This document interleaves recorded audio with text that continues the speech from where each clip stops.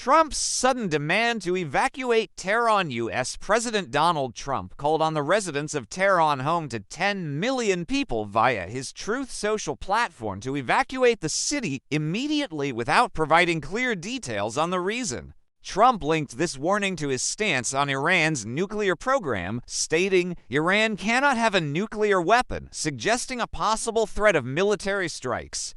Interpretations of the statement. The statement is believed to pressure Iran into accepting nuclear negotiations or de-escalating tensions with Israel, especially after recent exchanges of attacks between the two countries, serve as a preemptive warning of potential U.S. or Israeli military operations against sensitive Iranian facilities, such as the Fordo nuclear reactor.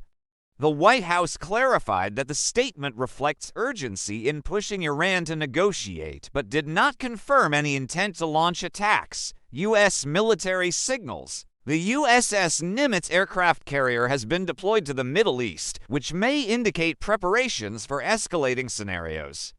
Trump requested an emergency meeting of the National Security Council upon his return from the G7 summit, raising concerns about military intervention. However, the U.S. Defense Secretary emphasized that America's policy is defensive and that there are no plans to directly attack Iran. Reactions and war possibilities. Iran has not officially responded to the statement, but previously warned that any U.S. attack would destroy chances of reviving the nuclear deal. International mediation. Iran has asked Qatar, Saudi Arabia, and Oman to mediate with Trump to prevent war, which could delay direct U.S. intervention. U.S. Congress. Some lawmakers are pushing to block military action without congressional approval, which could hinder Trump's plans.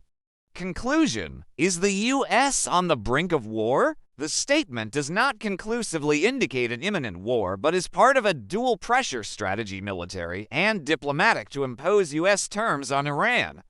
Further escalation depends on Iran's response to negotiations, Israel's actions such as assassinating Iranian leaders or striking nuclear facilities. It is advisable to monitor the U.S. National Security Council meeting and the moves of allies like Israel in the coming hours.